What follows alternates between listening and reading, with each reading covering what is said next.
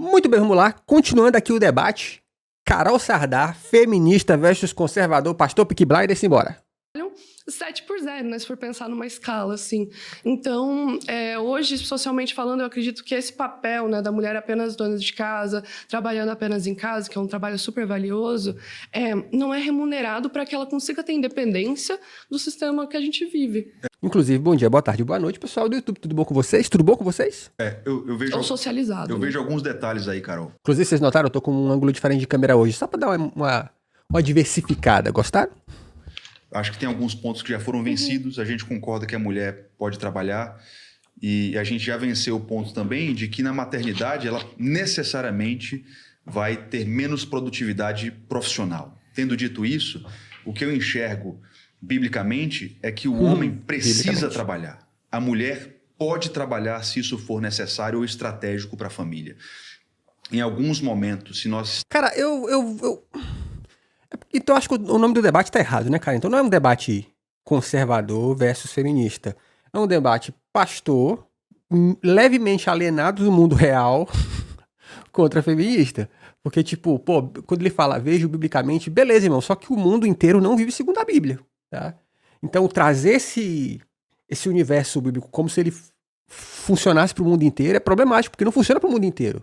Infelizmente, o mesmo chefe que pede pra galera orar no começo do expediente é o chefe que vai pedir pro cara trabalhar 6x1, hora extra, vai pagar só um salário mínimo, mesmo podendo pagar 10, tá ligado? Então, eu acho complicado, no mínimo, fazer esse tipo de asseveração honesta vindo mas biblicamente falando. Estamos lidando com a mãe, ela vai precisar de um homem que esteja provisionando. Não, cara, ela vai precisar de qualquer pessoa que possa ajudá-la a trabalhar. Um homem, se ficar doente, quebrar uma perna, algo do tipo, ele também vai precisar de alguém, no período de recuperação, de alguém que o ajude. Isso pode ser tanto um outro homem quanto uma outra mulher. Ele vai precisar de suporte, tá? A diferença é que quando você tá falando de um casamento, teoricamente, num casamento heterossexual, você vai ter ali um homem e uma mulher, mas, de novo, se for um casamento homoafetivo, também você vai precisar de um outro, caso você esteja numa situação de recuperação. E falando de parto, é um período de recuperação, e falando da criação de filho, qualquer grupo familiar que tenha que cuidar de crianças vai precisar de suporte também. Então, você vê como é só o olhar que tá voltado pro lance biblicamente, não é à toa, né? Da casa financeiramente para que ela se concentre na prole. Culturas podem mudar, estruturas podem mudar, eu acredito que os princípios bíblicos não passam. Os princípios bíblicos... Na verdade, que princípio você está falando, pastor? Porque a Bíblia é cheia de princípios que passaram, que vocês não seguem. Olha lá, se for no Velho Testamento, o homem não podia fazer a barba, não podia cortar, fazer o pezinho do cabelo. E cadê esses princípios sendo utilizados hoje? Eles se perdem? Sim. Com relação às funções dentro de casa é que mulher... Porra, quando um casal, o marido morria, o irmão daquele cara tinha que assumir a cunhada e engravidá-la e formar família com ela. Princípios bíblicos, tá lá. Se repetem hoje? Não. Então, eles se perdem sim. De que princípio você está falando especificamente? Deixo aí esta questão no ar. Mulheres e homens têm o mesmo valor diante de Cristo, apesar de papéis distintos. Cristo é o cabeça do homem, o homem é o cabeça da mulher. É isso que a palavra de Deus ensina para aqueles que são cristãos, obviamente. Eu não sei se Lucão e Kaique concordam, e a Carol também. Hoje em dia as pessoas se casam meio que se protegendo de problemas. Eu entendo isso, né? Você tem homens tiranos, você tem mulheres manipuladoras, você tem gente muito má, gente muito perversa, pessoas que tiveram experiência muito desagradável no casamento. Mas quando você entra num casamento se protegendo do casamento, esse casamento já tem tudo para dar errado. Mas aí, eu não sei. Olha só, dentro do capitalismo, e aí os casamentos passam pelo capitalismo, as pessoas fazem contratos se protegendo do futuro. Tudo é com contrato, cara. Uma empresa, ao oferecer serviços, muitas vezes, para uma outra empresa, ela mete um contrato lá de fidelidade por um período de tempo. Isso é a coisa mais comum dentro do capitalismo. Proteções, minimamente falando, tá? E, inclusive, eu tenho certeza que essas proteções de casamento, elas surgiram na cabeça de homens, não foi de mulher, não, tá? Então, eu acho que esse discurso do tipo, as pessoas entram no casamento muito preocupadas com se eles vão dar errado, cara, eu acho que a gente tem que sempre, a gente espera o melhor, mas tem que estar preparado pro pior, cara. E o mundo é mau. Fica nessa aí. Ser inocente não ajuda ninguém, não, pô. Hoje em dia as pessoas casam até com contratos, né? Tem contratos aí Quanto de tempo? se fizer isso, acabou. Se entrar por esse ponto, já não dá mais. Quando você entra num casamento com plano B, esse casamento tem tudo para entrar em fracasso. Inclusive, vou dizer uma coisa polêmica aqui, que eu não sei se vocês concordam, eu acho que não vão concordar, mas olha o que eu vou dizer aqui. O único casamento verdadeiro que existe é o casamento com comunhão total de bens. Quando você se casa, aquilo que era do indivíduo passa a ser da família. O que era meu, agora é nosso. As pessoas hoje se casam com um plano B. Nem é isso, pastor. Porra, é porque assim, o mundo é mau, cara. Pô, vamos lá. Imagina, que isso não é incomum, tá, gente? A gente cresceu vendo isso na ficção, mas acontece na vida real. Imagina lá que tanto pode ser um cara rico, quanto pode ser uma mulher rica também. Existe chance dela ser enganada por um sedutor da internet e essa pessoa casar pra poder dar um salto na vida, pô. Tá ligado?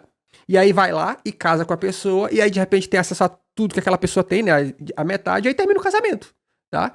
Então, assim, isso. E a gente tá exagerando pro caso de família rica, mas até pra famílias não tão ricas assim, isso é plenamente possível de acontecer. Então, eu sei que é bonito no papel quando você fala assim, ai, então o único casamento que importa é o de comunhão total de bens. Só que, de novo, cara, o mundo não é lindo, o mundo é mau, tá ligado? E aí, o próprio Jesus, que o pastor tá falando aqui a respeito, né, biblicamente falando, Jesus disse uma coisa que a galera esquece. Ele falou assim, ó, que o cristão, ele tem que ser simples como as pombas, mas tem que ser esperto como as serpentes. Isso é ser esperto, cara. Nada contra. Cada um faz de acordo, obviamente, que lhe bem aprouver. Mas saiba que o mundo é mau. A própria Bíblia fala isso. O mundo jaz no maligno. Então você ir nessa inocência de, então vamos lá, eu vou me colocar completamente na mão do outro, me parece uma receita pra se colocar numa posição de fragilidade que ninguém deveria estar. Esse é o ponto, tá? Eu acho que no mundo ideal, a gente deveria estar em relações com equidade. O que é equidade? É que se der bom, dá pros dois. Se der ruim, entre aspas, dá pros dois. Só que o mundo ainda é machista. Então, no mundo machista, as mulheres terão prejuízo em relação aos homens. Tá ligado? No mundo racista, homens e mulheres negros terão prejuízo em relação a homens e mulheres brancos. Então, se não houver o mínimo de proteção, e aí, cara, homens brancos se protegem o tempo inteiro.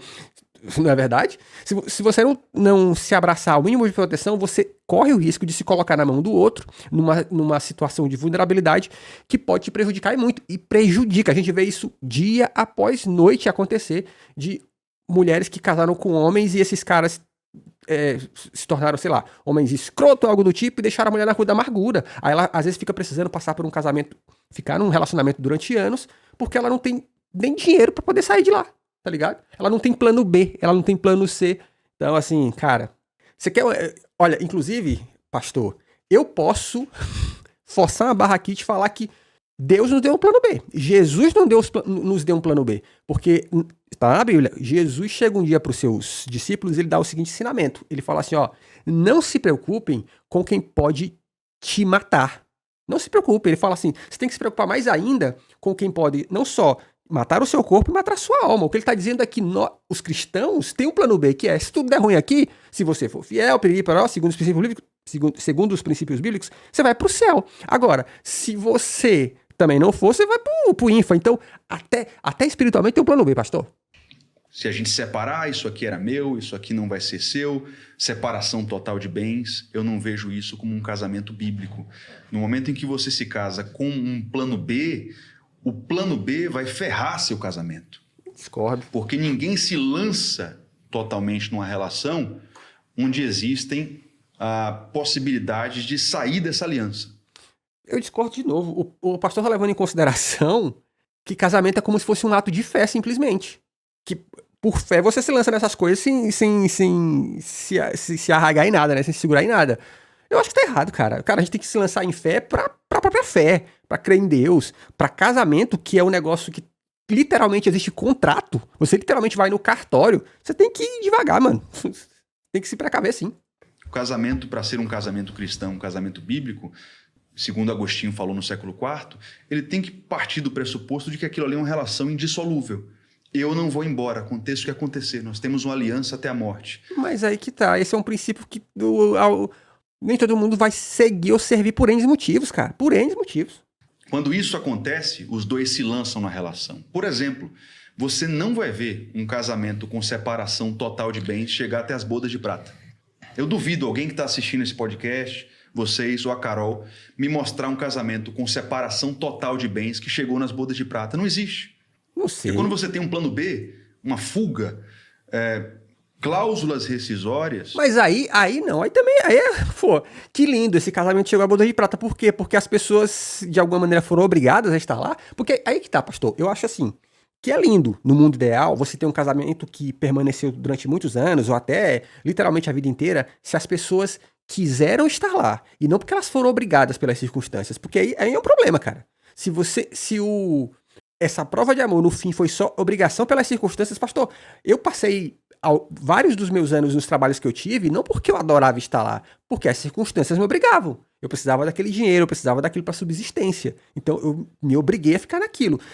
Aquilo não tornou aqueles empregos melhores, aquilo não tornou o ambiente de trabalho melhor, muito pelo contrário, com o tempo eles até pioraram, até que chegou num ponto culminante onde eu falei, meu irmão, ou eu saio daqui ou eu vou jogar o meu chefe pela janela. Eu tô exagerando, tá? Mas de qualquer maneira, existem vários relatos de casamentos assim, que eles não melhoram com o tempo não, cara, tá ligado? Muitas vezes eles até pioram, tá? Então, a separação é literalmente, muitas vezes, proteção, tá? Proteção da sua sanidade, da sua dignidade, entre outras coisas, tá? Na primeira, na segunda, na terceira crise, um dos dois vai espanar. Quando você tem o pressuposto de uma aliança indissolúvel até a morte, os dois dizem, opa, ele está comigo nessa aliança, aconteça o que aconteceu, eu vou me lançar aqui. Então, eu não estou dizendo que quem casou com comunhão parcial de bens tem um casamento nulo, não é isso que eu estou querendo dizer. O que eu estou querendo dizer é que, independentemente do papel que foi assinado no cartório, teologicamente, filosoficamente, aquela aliança é uma aliança total.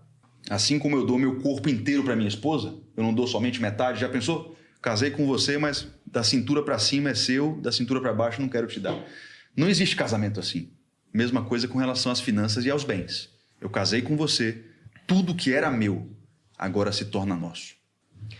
Eu acho interessante isso porque parece muito que o casamento é sobre propriedade, sabe? Sobre divisão de bens, sobre quem vai ter o carro, sobre quem vai ter a casa.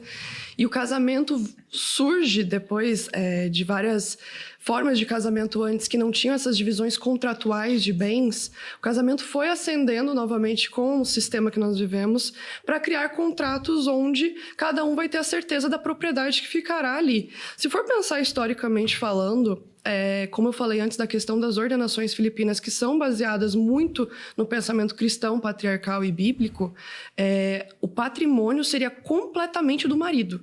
Os bens, até mesmo o filho, que era considerado propriedade, era completamente do marido. Se formos por uma lógica patriarcal da sociedade bíblica, os bens e propriedades seriam geridos e cuidados pelo marido.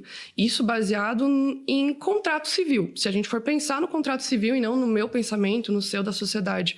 Mas como isso se estruturou socialmente falando. Como que os contratos surgiram para garantia de bens. Então, isso perde um pouco do que eu acredito de casamento, que é sobre afeto, que é sobre cuidado, cumplicidade, formação de família. Pô, a Carol deu um ponto excelente, que é isso.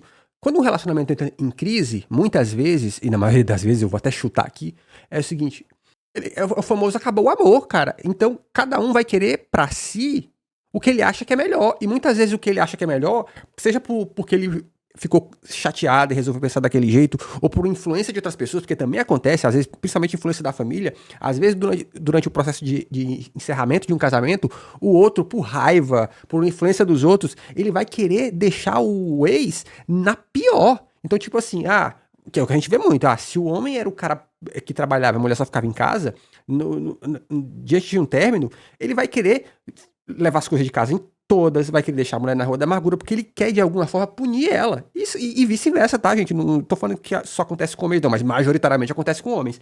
Então, os contratos surgiram, inclusive, sobre bens, como a Carol tá falando, para proteger com que as pessoas, entre aspas, sofram menos. Ela pode até te privar ali no primeiro momento, mas por medida judicial, ela vai ter acesso a uma porcentagem pré-acordada. Então, é comunhão total, é comunhão parcial.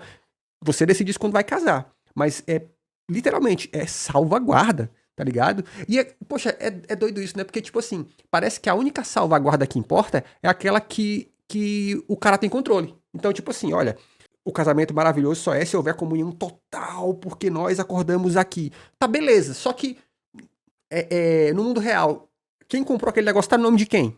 Tá? Na hora que o circo pegar fogo, porra, não, esse produto tava no nome desse cara aqui. Pô, a gente já viu casos aqui famosos de jogador de futebol que o jogador de futebol casou com a mina, só que ele pegou todos os bens dele e colocou no nome da mãe, tá ligado? E aí, quando você vai pra uma via judicial, não, tá no nome de terceiro isso daqui. Então, como é que se protege disso? Cara, no contrato de casamento. E aí, todo esse discursinho parece que é só tipo assim... É curioso, né? Todo esse discursinho me parece cu na mão pra não ficar na mão do Estado, né? Do juizado, do acordo, ou na mão da esposa. É a tua história. É lindo quando todo mundo tá na minha mão. Quando é pra eu ficar na mão dos outros, aí não. Aí eu não acho que esse é o casamento perfeito. Aí eu não acho que estão se entregando por inteiro. Porra, aí é... Como é que é? Julgar em causa própria só. Virou muito uma coisa material, de cada um resguardar a sua propriedade. Então, essa decisão de contrato, acredito que é algo muito individual dos casais, de decisão compartilhada, porque vai ter a cosmovisão bíblica, né? Sim. Ou uma divisão separada de bens, cada um com seus bens, divisão total, porque isso é muito de cada casal. Tem casais que as mulheres entram no casamento, mulheres muito ricas, por exemplo, que entram com muitas coisas, casa, carro, tudo bem garantido ali. Enquanto tem homens que entram nessas relações, às vezes, sem nada. E daí, quando a divisão total de bens, às vezes o cara vai ter um certo privilégio de ficar com algumas coisas dessa mulher. Isso já aconteceu. Eu vi recentemente, inclusive, uma influenciadora bem conhecida que ela falou que ela não tinha contrato, era um contrato de voz, nutricionista, tinha uma clínica, um monte de coisa, o cara foi tirando milhões dela e ele não tinha a maioria dos bens que ela tinha, carros de luxo, tudo. E isso envolve muita questão de propriedade de bens no casamento, né? Desse cercamento de bens. E de proteção, na minha visão, o casamento não é sobre isso, né? Sobre contrato, sobre divisão de bens.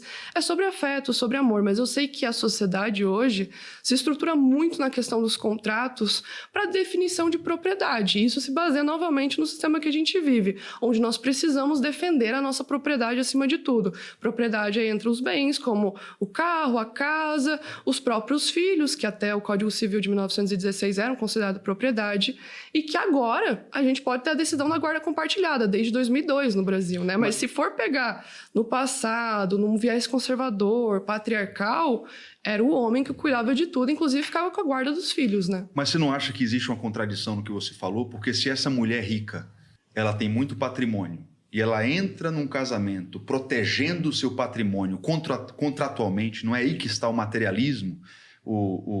Não, cara, porra, pelo amor de Deus, pastor, que é isso? Porra, não é possível que você falou um negócio... Meu Deus! O erro tá aí. O erro tá em ser trouxa e acreditar que o mundo a gente vive no arco-íris, porra. Olha só, beleza, se eu sou alguém bem sucedido economicamente, beleza, eu vou lá e casei com alguém que não tinha grana, que não tinha tanta grana quanto eu.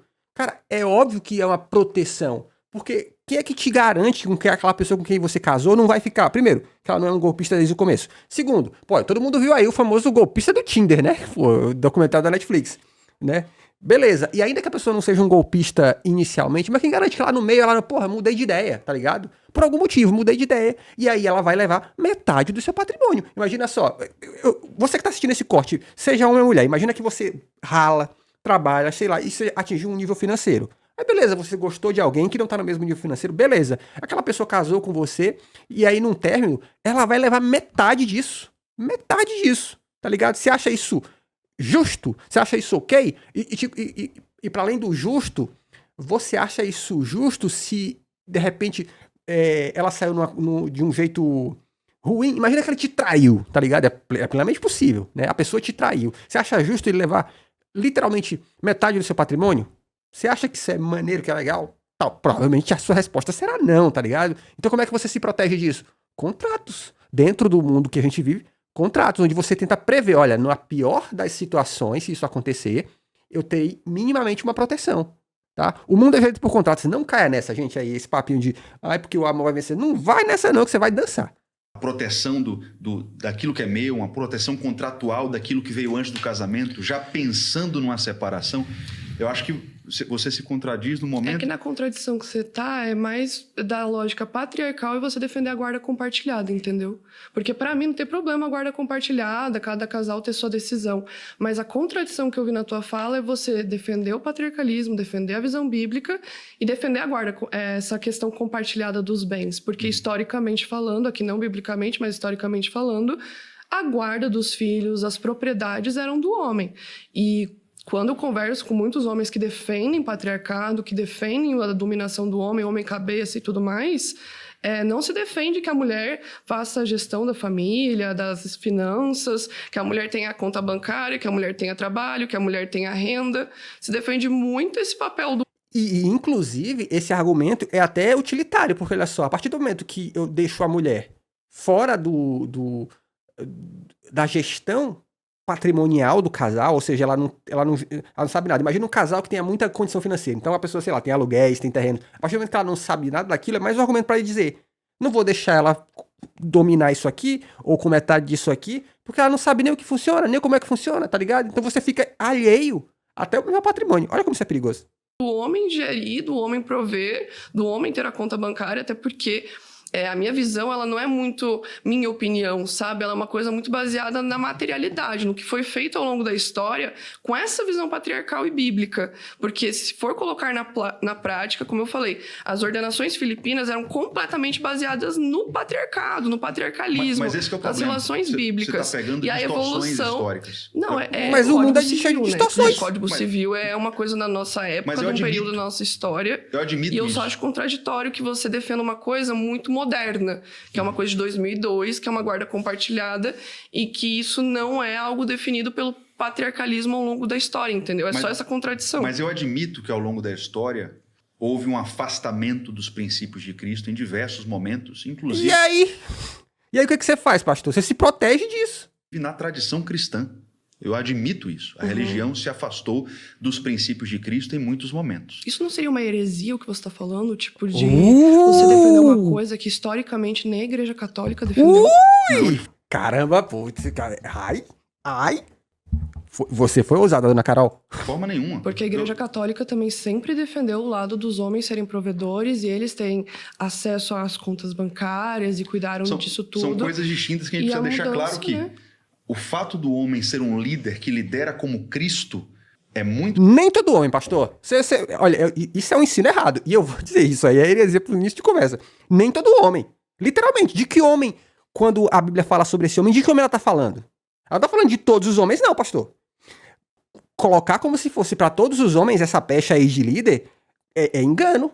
Nem todos os homens são cristãos, nem todos os homens seguem padrões bíblicos, logo nem todo homem é líder segundo o que a Bíblia diz. Segundo especificamente o que esse versículo bíblico diz aí, tá? Muito diferente do homem poder decidir matar o filho recém-nascido. São distorções que aconteceram na história em alguns momentos que se afastaram dos princípios de Cristo. Os princípios de Cristo relatados no Novo Testamento são os seguintes: homens e mulheres têm o mesmo valor. Sim, são... Homens e mulheres. O apóstolo Paulo chega a escrever aos Gálatas dizendo o seguinte: em Cristo não existe diferença entre homem e mulher no sentido valorativo. Existe uma diferença de papéis funcionais dentro de casa. Então, não tinha isso lá, não. quando você se casa, o patrimônio é de ambos, as decisões são de ambos. Os filhos são o fruto do amor de ambos. Logo, segundo o seu padrão de pensamento, não deveria haver um problema com contratos. Se o contrato só está institucionalizando ou sacramentando aquilo que já é um ensinamento que você está atribuindo a Paulo. Não deveria haver problema, não é verdade? Ainda que funcionalmente o homem tome certas decisões como líder, sempre com o assessoramento e o auxílio da mulher, que está valorativamente de igual para igual com ele. São diferenças funcionais apenas. Quando eu defendo... pastor, um mija em pé, outro mija sentado. A comunhão compartilhada dos bens... No mundo lá fora, em casa todo mundo mija sentado. É exatamente indo de encontro a esses princípios que norteiam minha visão. Não existe dinheiro do homem, é o dinheiro da família, inclusive da mulher também. Eu acho que o erro está em você entrar num casamento se protegendo. Vou casar com você, mas que fique muito claro, se você fizer tal coisa, esse dinheiro era meu, tá? Então você não toca nessa parte que veio antes do nosso matrimônio. Isso para mim não é casamento. Entendo. Casamento é, vamos misturar tudo aqui. Vamos se... Mas é que tá, pastor. Esse é o problema. Nem todo mundo casou com 18 anos, sem patrimônio nenhum, os dois. Não é assim que o mundo é, cara. A gente conhece pessoas diferentes ao longo da vida. Uns vão casar mais cedo, outros vão casar mais tarde. E esses que casam mais cedo ou mais tarde vêm de famílias muitas vezes diferentes. Apesar de que a gente sabe que isso é difícil. Não é muito comum pessoas de padrão de vida muito diferentes se casarem. Mas quando isso acontece, a gente também já viu golpes acontecer, tá ligado? E não só de gente com um padrão de vida muito diferente, não. Às vezes, pô, o casal casa ali com um padrão de vida parecido, aí ao longo da vida, um ou outro faz um concurso, ou consegue um emprego melhor, começa a ganhar muito mais que aquele outro às vezes ficou desempregado, algo do tipo, e ele começa a solapar o patrimônio do casal, às vezes com jogatina, com um vício e tal. A ponto de, pensando hipoteticamente, isso pode culminar num divórcio. E aí, na hora do divórcio, como é que fica? Deve haver alguma proteção, cara. E a própria legislação prevê. Tá? Então, essa história de, não, a gente tem que acreditar em fé que vai dar tudo certo, desculpa, mano. É infantil isso. Tornar uma só carne aqui. Eu acho que esse é o princípio bíblico que norteia um casamento de verdade. Eu entendo, mas a questão que eu discordo mesmo é dessa visão muito do contrato, dos bens, porque entra muito num casamento que não é sobre afetividade, amor, laços, cumplicidade, é muito sobre propriedade, que é uma coisa que, inclusive, na Bíblia não se fala tanto, né? Dessa divisão de propriedade. Isso é uma coisa muito mais estruturada no sistema que a gente vive. Então, por isso que eu falo por isso que diferem nossas cosmovisões, porque você se baseia na questão bíblica, do que está na Bíblia, do que foi falado por Jesus. Inclusive, concordo muito com Jesus em todos os momentos que ele fala na Bíblia, outras coisas eu discordo. E eu não acho que a sociedade inteira deva se basear em algo que estruturalmente não deu certo, que foi o próprio patriarcalismo ao longo da história, que foi essa divisão da mulher cuidar de casa, dos filhos, do homem prover, e por conta dessa divisão sexual do trabalho, o homem ser o provedor e o homem ficar com a guarda. Isso não foi estruturado da nossa opinião, isso foi o sistema que estruturou, por isso que tem essa divisão. Mas o que você fala, o que você chama de não dar certo? Por exemplo, quais casamentos duravam mais? Os casamentos da geração dos nossos avós ou da nossa geração? Não é possível isso. Não é. Olha, mesmo te amando, não te quero sofrer. Acho que a Carol vai responder, né? Bem, só duravam mais porque não tinha divórcio, né? Tipo, eles não podiam se divorciar naquela época, só depois que teve o desquite, o divórcio. Não, muitas mulheres... Isso, sinceramente, é uma generalização. Durava porque eles não podiam nem sequer se divorciar, né? Não, isso é uma generalização. Você tinha casais felizes que chegaram nas bodas de ouro 50 anos. Como você me garante que eles eram felizes? Exatamente. Chegaram com meus avós, por exemplo. Ah, meu Deus do céu, que delícia, né? Porra... Aí é lindo, né? O mundo segundo os meus avós. E o melhor, segundo os meus avós, contam, tá? Porque, gente, assim... Eu não tô falando que é o caso do pastor aqui, não. Eu preciso ser honesto, tá, gente? As pessoas mentem, tá? As pessoas gostam de florear o passado. Vocês sabem disso. Nós que somos os millennials, estamos na casa dos 30 e muitos, quase 40 anos. Vocês sabem que tem muito amigo seu que era porra louca quando era jovem e agora virou, de repente, um adulto religioso conservador e fica contando... Pra galera mais jovem, umas vantagens que ele literalmente mentindo, falando que eu sempre fui assim, família, nunca foi porra nenhuma, tá ligado? As pessoas mentem, tá? Seus avós não são dados. Eu te pergunto como você garante que as pessoas eram felizes sem basear apenas na sua família. Entende? Exato. Sua família pode ter sido muito bem estruturada, isso é ótimo, perfeito, uma família saudável. Mas nem todas as famílias são assim. Quando nós pensamos no coletivo e não apenas no indivíduo, você precisa me provar que essas mulheres eram felizes. Porque eu posso te falar, minha avó não era feliz. Minha avó sofria violência doméstica dentro de casa e ela não podia se divorciar. Entende? Entendo a importância de uma família estruturada. Mas a realidade material não é essa. A filosofia é muito linda, cara. A religião é muito linda. Se nós fôssemos seguir os princípios de Jesus, a sociedade seria honestamente maravilhosa. E você está ouvindo isso de Mateia, tá?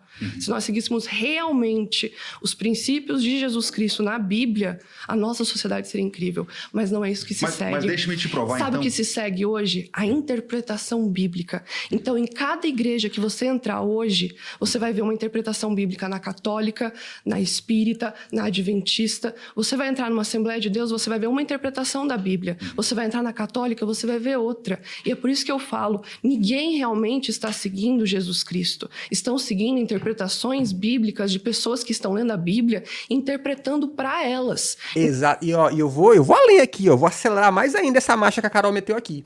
O Isinobre, atenção, o Isinobre mencionado. Isinobre, você, Isinobre. O Isinobre falou uma coisa que me marcou muito. O Isinobre é filho de pastores, batistas, e tem um conhecimento bíblico interessante, inclusive. É criador de conteúdo. O Isinobre fala uma coisa que é impressionante, que é...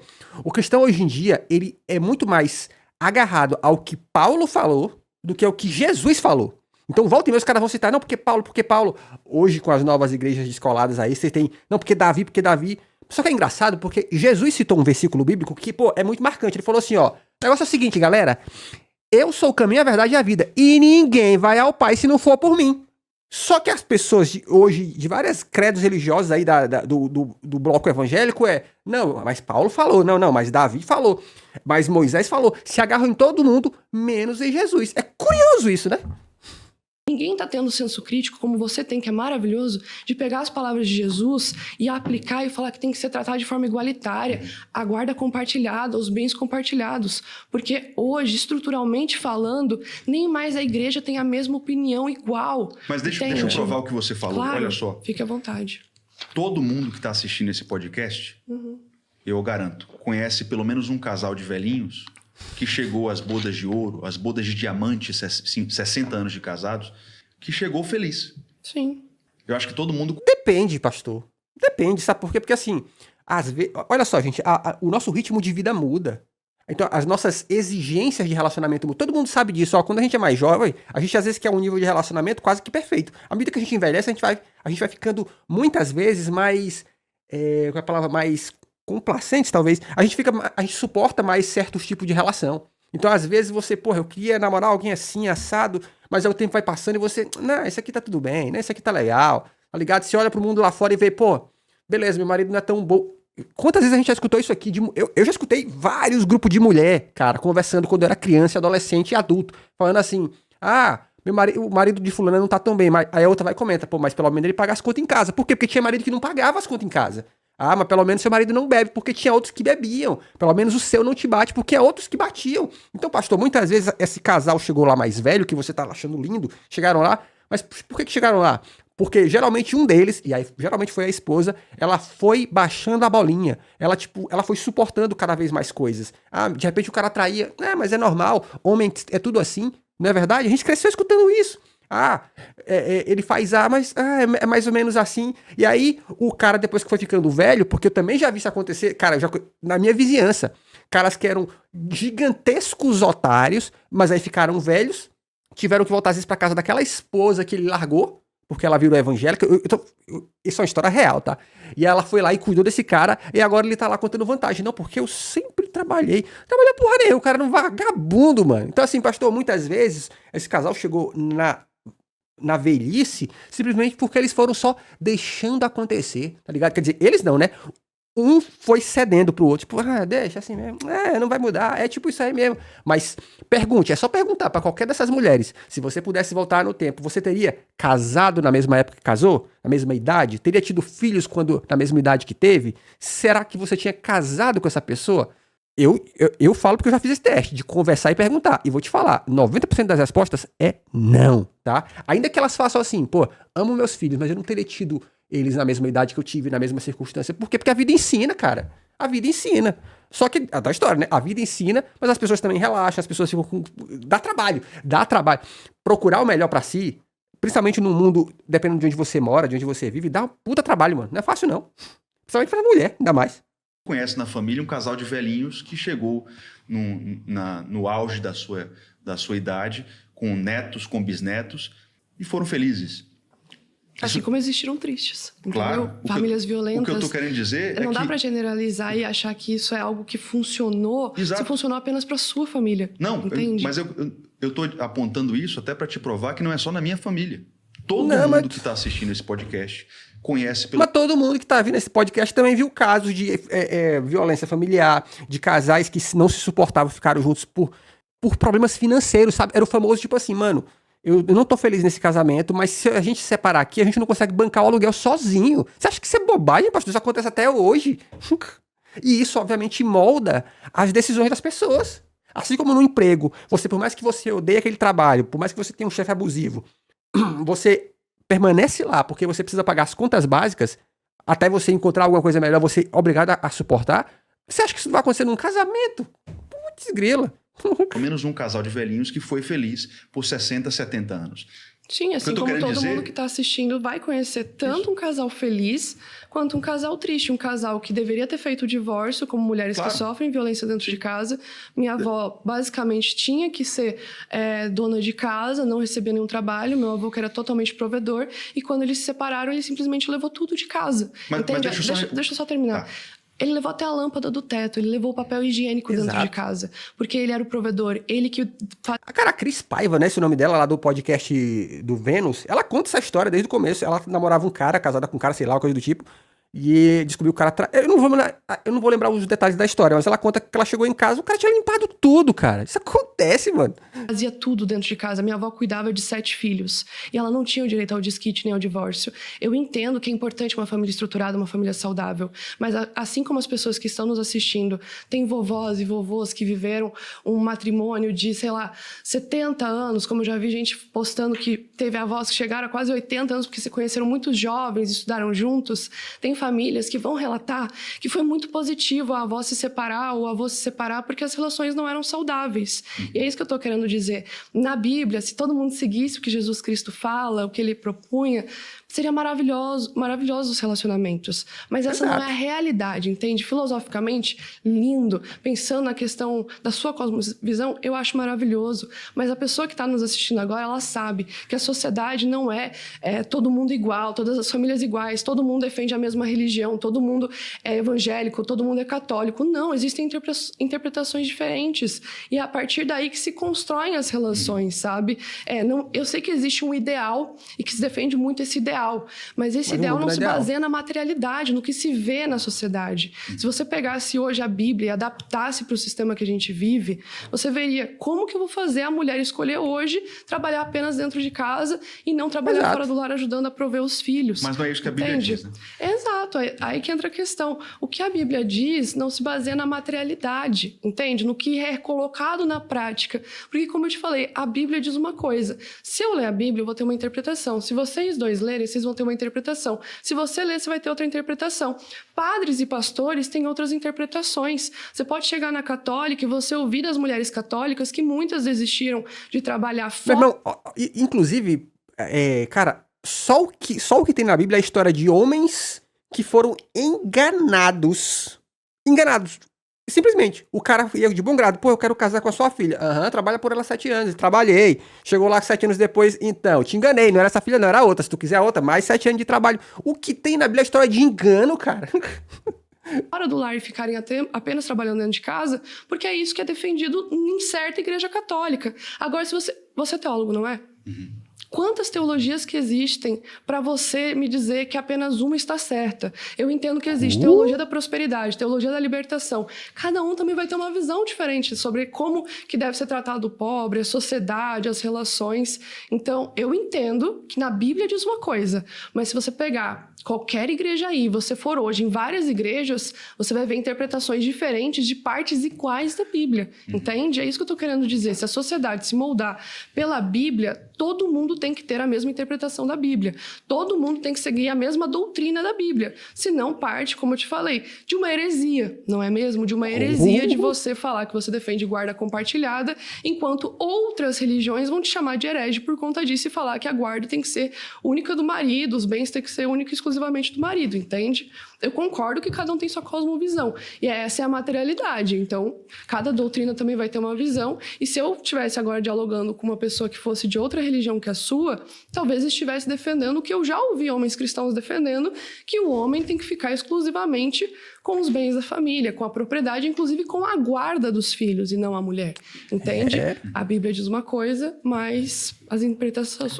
O que é que Paulo falou sobre a escravidão, hein, pastor? Ó, se inscreve nesse canal, aqui tem vídeo de segunda a sexta. A gente vai continuar vendo mais cortes de Carol aqui, porque esse debate tá interessante, tá? Muito interessante. Beijos e tchau, obrigado.